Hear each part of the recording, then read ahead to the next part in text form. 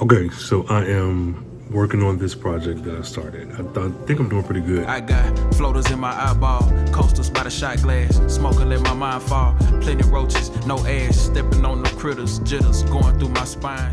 So far, I've come up with the characters. That's what I've been spending this last few hours doing, is like really nailing down who these people are, what they look like, what are their strengths, weaknesses, all that good stuff. And I'll get into more of that in a bit. But what's so interesting to me is that I was watching some craft videos, like how do you do this, how do you do that, this is my take on this, my take on that, and they were working, but something just wasn't connected with me. And so I've made outlines before, I've plotted books, that's nothing. But I sat down and took this almost like a survey of like storytelling and character development. And it's a novel planning kit created by Terry J. Benton Walker, who's a phenomenal author. And I just on a whim downloaded it and printed it out. And I was like, okay, I've done this time and time again before with other novel planning, writing systems from other people. Not that this one is the be all end all, but it really worked for me. So the part of the novel planning kit that I zeroed in on was about the characters, because I was like, okay, if I'm going to get into this, it's brand new. I have some scenes in my head, some things that I want to do, how I want to take this. I need to, first of all, just nail down the people, and then we can add them to whatever the story beats and stuff that I have going on. So in this character dossier, a little fancy, there's a few things that is asked. It's like, what are some of their strengths and weaknesses? So mentally and physically, what is their age, birthday, physical characteristics, their desires, those concrete desires, those subconscious desires, things that they need to overcome. And this worked for me. So I don't know if it was like right place, right time, if it was like, this is just the key that unlocked all of this like Lucy-esque thoughts that I've been sitting on, but this worked for me. So between going through and filling this out for each one of my three main characters and playing the playlist that I've created, which is chef's kiss if I do say so myself, and kind of skimming through that Pinterest board of like, this is the mood, the aesthetic, the feel that I'm going for, I got a lot done. And then there's a portion of this that asks, like, it's the more extended, drawn out version of your character development. And it's like, what do I notice first when I walk in a room, that character, who do they admire most, who do they hate, who's their favorite character. And so, not to say that you have to take this as gospel and you have to do this beat by beat just like is listed here, but in the midst of like doing that first portion, which set up the regular stuff about the person, what they look like, their likes and dislikes and whatnot, when I moved into the more extensive portion and I got to answering those questions as the character, it really, I went off the rails, because I started going through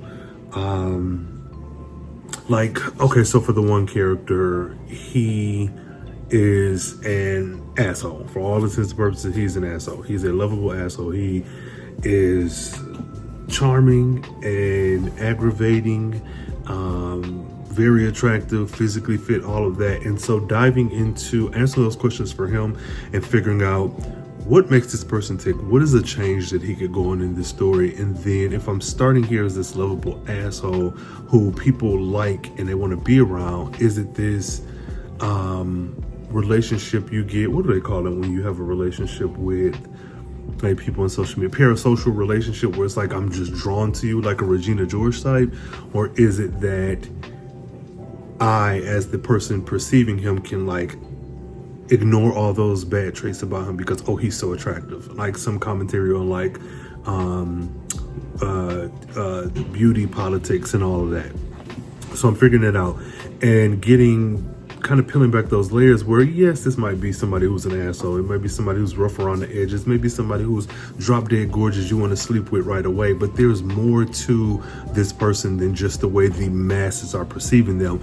And I went through that with all three of these characters. And even now, so I've moved on past that like interview stage of figuring out who these characters are. And now I'm moving into this space where I am plugging in all of the different ideas I have for the story, and even within that, I'm developing and learning so much more. Like there's one portion that is essentially like a meet cute, and in my notes it was pretty much like, she does this, this person does this, they cross paths, hi, how you doing? But with all of the information that I took from that character interview development sheet, which I'll actually have that linked below, with all of that stuff, and then going through and plotting in those different events that I want to happen, I was developing so much more. Like there's a point where the girl herself, she's a kind of like artsy type,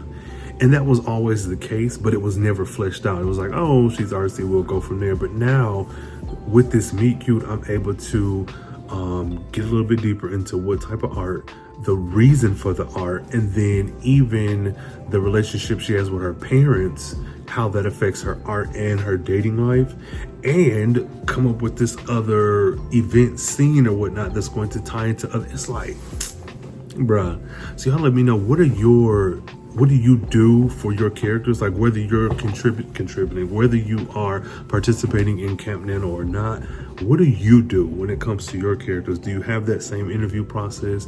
Do you have, some people use the, oh, I'm gonna get this wrong. What is that personality test thing with the INJX and all that? I've looked that over once before, and I think I tried to apply that to a story from a couple years back. I just never revisited it. But let me know, how do you develop your characters? And then how do you develop your story? Is it like the plot is the main thing and you just plugging in people, or is it the reverse where you have your characters and then you're just plugging them into things in the plot? Or is it this thing where they're kind of moving together in this seamless dance? Let me know. For me, this book, I mentioned I wanted to pants this. There's no way. So I kind of sort of tried it, kind of sort of didn't.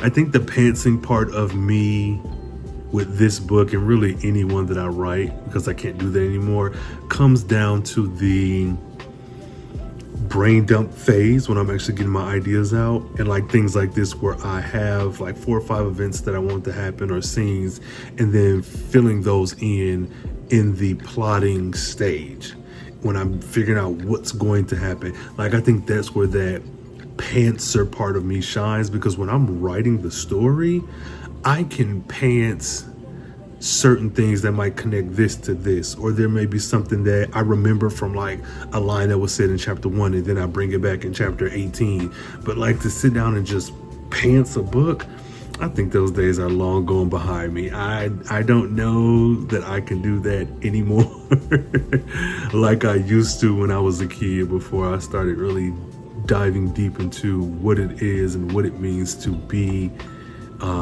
to craft a story. So that's where we are. So now I'm going to spend a little bit more time with these plot construction and some of these ideas that I have, and see if I can build this story out a little bit more. I don't expect for this to be done in one night. I'm going to kind of sit on this, let this music play, and I have to say, this playlist really is helping the F out. I'm getting a lot done. So as exciting as this is, I am going to return to it. And again, let me know, how do you craft your characters?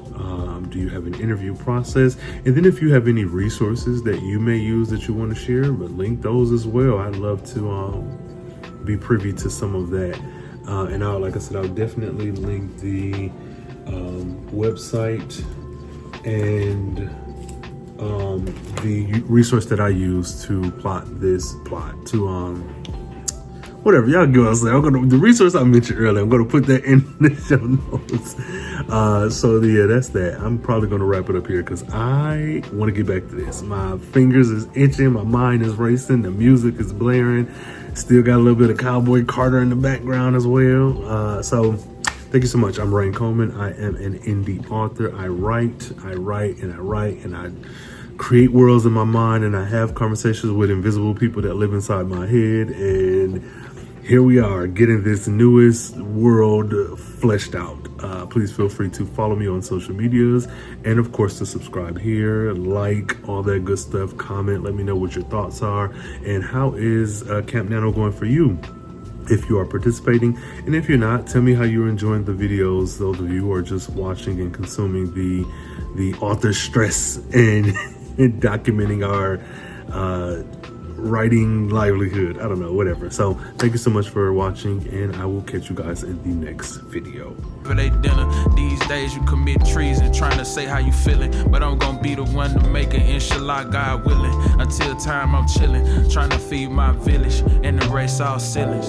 I live my song, I'm not opposed to praying, but it been so long. If you in the sky and not just in my thought, with no one else around to catch me if I fall, will you take my call?